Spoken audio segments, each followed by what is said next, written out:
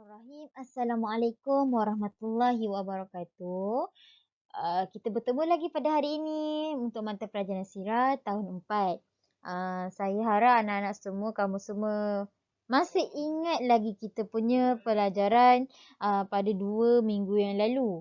Iaitu dalam pelajaran sirah juga untuk mata pelajaran yang pertama yang bertajuk pelantikan Nabi Muhammad SAW sebagai Rasul dan juga unit 1 yang bertajuk peristiwa penurunan wahyu di Gua Hira. Okey.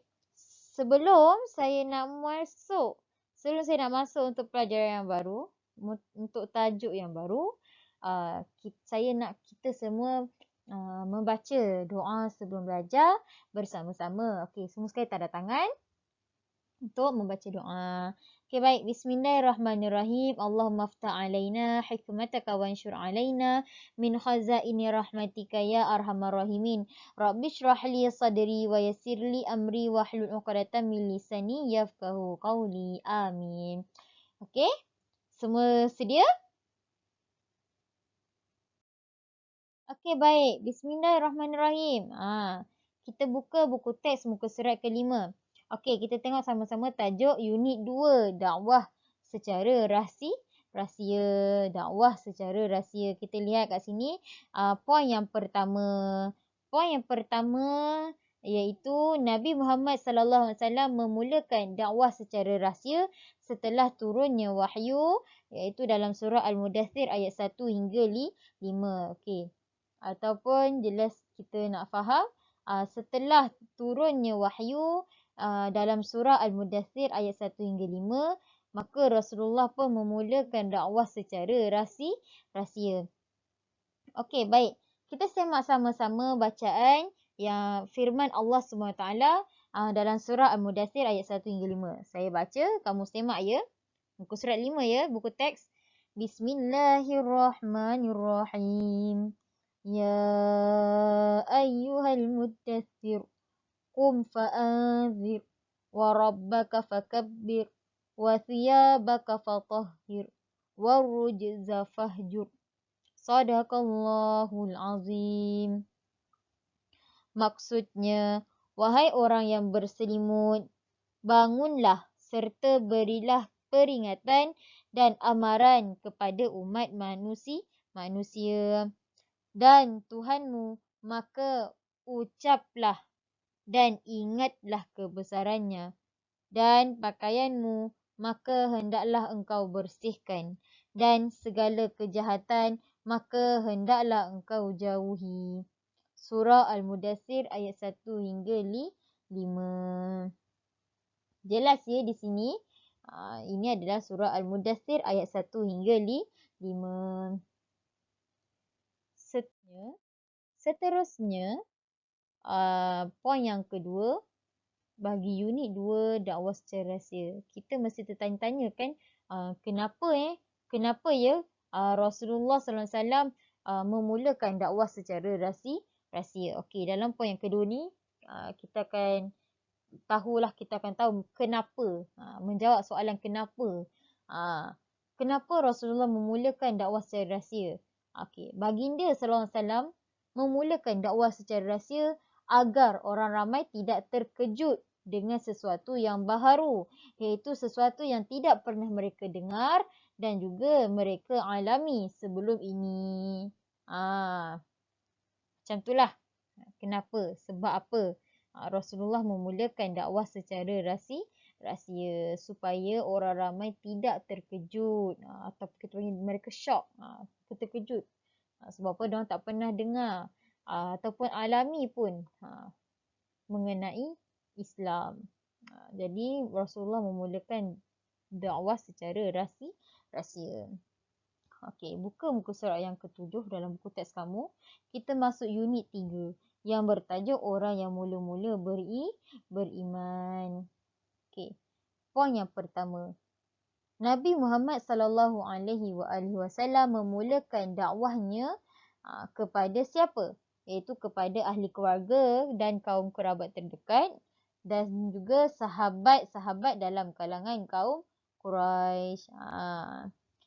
Ini Dua golongan ini yang mula-mula sekali Rasulullah memulakan dakwahnya. Kepada siapa Rasulullah sampaikan? Orang yang mula-mula itu ahli keluarga dan juga kaum kerabat terdekat serta sahabat-sahabat dalam kalangan kaum Quraisy.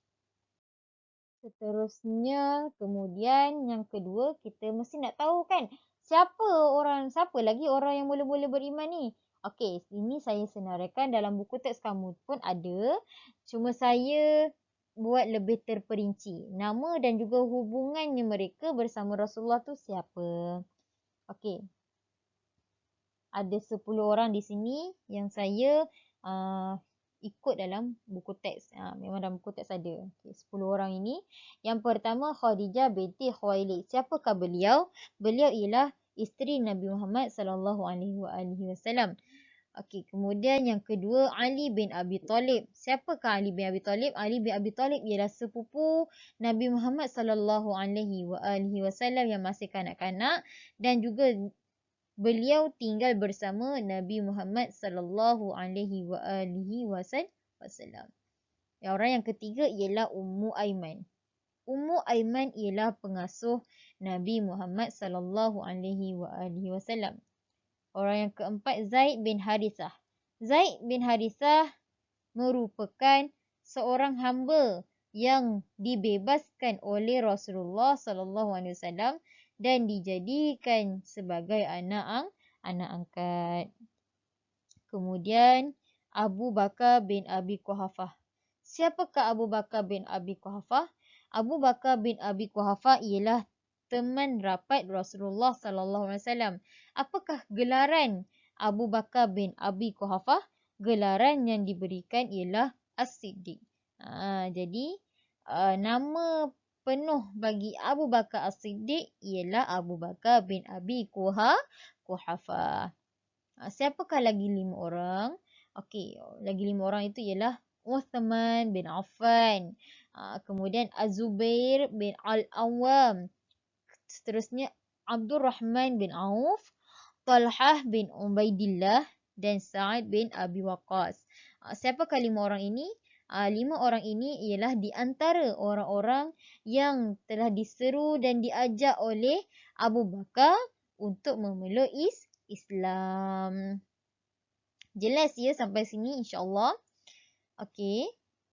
Kita lihat poin yang seterusnya iaitu poin yang ketiga.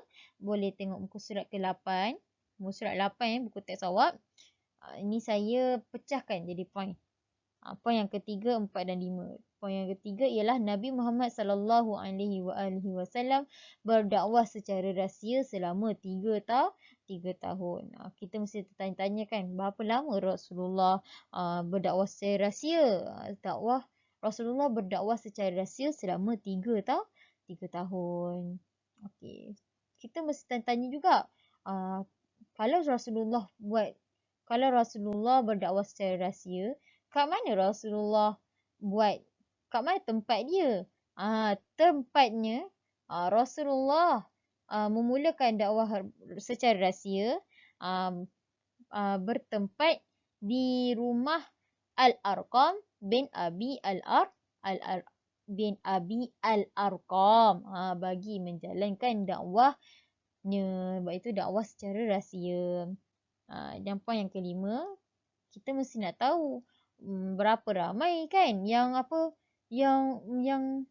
dah memeluk Islam pada peringkat dakwah secara rahsia ni. Okey, dianggarkan seramai 40 orang yang telah beriman pada Rasulullah pada peringkat dakwah secara rahsia.